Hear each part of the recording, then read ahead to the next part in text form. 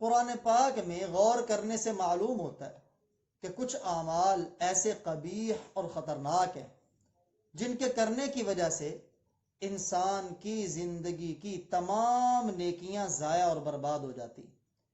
وہ اعمال دوسرے نیک اعمال کو بھی لے ڈوبتے. ان اعمال میں سب سے پہلا عمل وہ کفر ہے. اگر زبان سے کوئی بھی کفر کا کلمہ نکلا تو اس کی وجہ سے انسان کی تمام نمازیں، روزے، زکوٰۃ، حج، ذکر و اذکار سارے برباد ہو جائیں گے. چنانچہ قرآن پاک کی سورت نمبر 5 اور اس کی آیت نمبر 5، سورت کا نام ہے المائدہ. اللہ تعالیٰ فرماتے ہیں وَمَن يَكْفُرْ بِالْإِيمَانِ، جو بندہ ایمان کا انکار کرے، یعنی جتنی چیزوں پر ایمان لانا ضروری ہے ان میں سے کسی چیز کا بھی انکار کرے، فَقَدْ حَبِطَ عَمَلُهُ، اس کے اعمال سارے ضائع ہو جائیں گے. اب ایمان والی چیزیں کیا ہیں؟ مثال کے طور پر پیارے نبی صلی اللہ علیہ وآلہ وسلم آخری نبی ہیں، ان کے بعد کوئی اور نبی نہیں آ سکتا نیا. اب یہ ایمان والی چیز ہے. اگر پیارے نبی کے بعد بھی کوئی کسی اور نبی کی نبوت کا قائل ہو تو یہ عقیدہ کفریہ ہے اور اختیار کرنے والے کی پچھلی زندگی کی بھی ساری نیکیاں تباہ ہو جائیں گی. یہ نہ دیکھیں وہ نماز پڑھ رہا ہے، یہ نہ دیکھیں وہ قرآن کی تلاوت کر رہا ہے، کیونکہ ان عملوں کا کوئی فائدہ نہیں، یہ سارے عمل ضائع. مثال کے طور پر کوئی آدمی قرآن کی تحریف کا دعویٰ کر دے کہ اس قرآن میں کمی بیشی ہوئی ہے، اصلی قرآن نہیں ہے، تو یہ بھی کفریہ دعویٰ ہے جس کی وجہ سے انسان کے پچھلے تمام اعمال برباد ہو جاتے. تو پہلا عمل جو انسان کی ساری نیکیوں کو لے ڈوبتا ہے، کھا جاتا ہے، وہ کفر ہے. دوسرا عمل وہ شرک ہے جس کے کرنے سے انسان کی زندگی کی ساری نیکیاں ضائع ہو جاتی. صرف عام آدمی نہیں بلکہ اللہ تعالیٰ کے قرآن میں غور کریں تو اللہ نے نبیوں کو بھی مخاطب کر کے فرمایا ہے. حالانکہ نبیوں سے شرک ہو نہیں سکتا، شرک کا تصور بھی نہیں، کیونکہ نبی تو امام الموحدین ہوتے ہیں، موحدوں کے بھی سردار ہوتے ہیں. لیکن اللہ نے اپنے دوسرے بندوں کو سمجھانے کے لیے اس عمل کی نسبت بفرض محال نبیوں کی طرف کرتے ہوئے بھی فرمایا ان سے بھی ہوتی تو ان کی بھی زندگی کی ساری نیکیاں تباہ ہوتی. چنانچہ قرآن میں 25 انبیاء کا ذکر ہے پورے قرآن میں.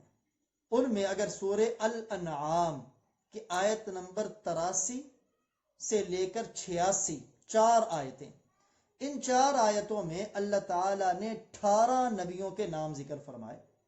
پھر ان کے نام ذکر کرنے کے بعد آیت نمبر 88 میں اللہ رب العزت فرماتے ہیں وَلَوْ أَشْرَكُوا، اگر ان سے بھی شرک کا ارتکاب ہوتا لَحَبِطَ عَنْهُمْ مَا كَانُوا يَعْمَلُونَ، تو ان کے اعمال بھی سارے ضائع ہو جاتے. اور نبی تو نبیوں کے امام، نبیوں کے سردار، اللہ کے محبوب اور لاڈلے پیغمبر جناب محمد الرسول اللہ صلی اللہ علیہ وآلہ وسلم کو اللہ مخاطب کر کے فرماتے ہیں قرآن کی سورت نمبر 39 جس کی آیت نمبر 65 ہے. اللہ تعالیٰ فرماتے ہیں وَلَقَدْ أُوحِيَ إِلَيْكَ وَإِلَى الَّذِينَ مِن قَبْلِكَ، آپ کی طرف بھی یہ وحی کی گئی ہے اور آپ سے پہلے نبیوں کی طرف بھی یہ وحی کی گئی. وہ وحی ہے کیا؟ لَإِنْ أَشْرَكْتَ لَيَحْبَطَنَّ عَمَلُكَ، اگر آپ سے بھی شرک کا ارتکاب ہو تو آپ کے اعمال بھی ضائع ہو جائیں گے. حالانکہ نبی سے اور نبیوں کے سردار سے شرک کا ارتکاب اس کا تصور بھی نہیں کیا جا سکتا، لیکن یہ خطاب آپ کو ہے اور سمجھایا ساری امت کو ہے کہ میں اپنے نبی سے اس طرح مخاطب کر رہا ہوں اگر تم سے شرک کا ارتکاب ہوا تو تمہارے اعمال وہ بالکل سارے ضائع ہو جائیں گے.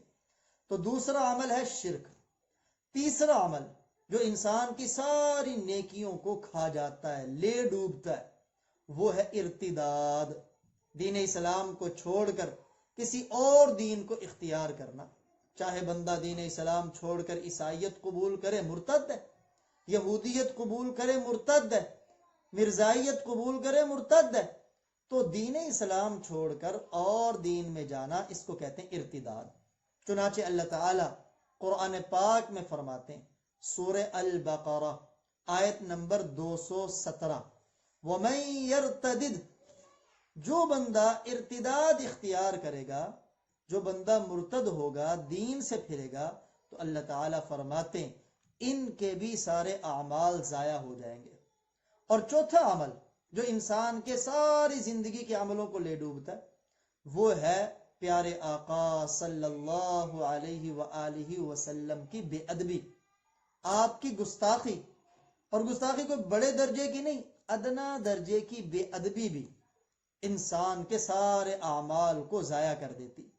چنانچہ سورہ حجرات اس کی آیت نمبر 2 میں اللہ رب العزت فرماتے ہیں، سب ایمان والوں کو مخاطب کر کے، یا ایہا الذین آمنوا، اے ایمان والو، لا ترفعوا اصواتکم فوق صوت النبی، اپنی آوازوں کو نبی صلی اللہ علیہ وآلہ وسلم کی آواز سے کبھی بلند نہ کرنا، ولا تجہروا له بالقول کجہر بعضکم لبعض، جیسے آپس میں بے تکلف ایک دوسرے کو بلاتے ہو نا، پکارتے ہو، ایسے کبھی میرے نبی کو نہ پکارنا، مخاطب نہ کرنا، کیونکہ یہ بے ادبی کا پہلو ہے، یہ تو گستاخی کا پہلو ہے۔